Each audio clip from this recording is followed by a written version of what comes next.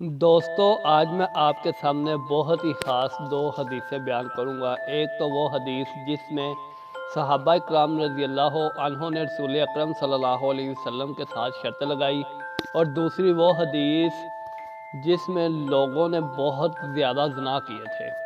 تو دوستو اپنی بات کی طرف آتے ہیں۔ کبھی قائل یوں کہتا ہے کہ میں تو توبہ کرنا چاہتا ہوں، لیکن اس بات کی کون ضمانت دے سکتا ہے کہ اگر میں توبہ کروں تو اللہ مجھے معاف کر دے گا۔ میں ثابت قدمی کی راہ پر چلنے میں رغبت رکھتا ہوں، لیکن میرا شعور مجھے شک میں ڈال دیتا ہے۔ اگر مجھے یقینی طور پر علم ہو جائے کہ اللہ مجھے ضرور معاف فرما دے گا تو میں یقیناً توبہ کر لوں۔ تو اس کا جواب یہ ہے کہ شعور کی مداخلت کا جو احساس آپ کو ہوا ہے، یہ آپ سے پہلے رسول اکرم صلی اللہ علیہ وسلم کے صحابہ میں سے بھی چند ایک کو ہوا تھا، اور اگر آپ درجہ ذیل حدیث غور سے سنیں گے تو انشاءاللہ آپ کے دل میں جو وہم ہے وہ دور ہو جائے گا۔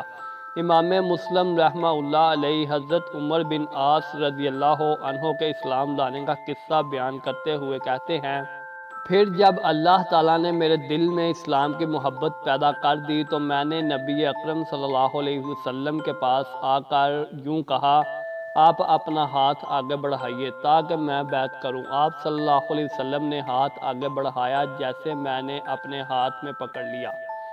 آپ نے فرمایا، اے عمر تمہارا کیا معاملہ ہے؟ میں نے کہا، میں ایک شرط لگانا چاہتا ہوں۔ آپ نے پوچھا، کس بات کی شرط؟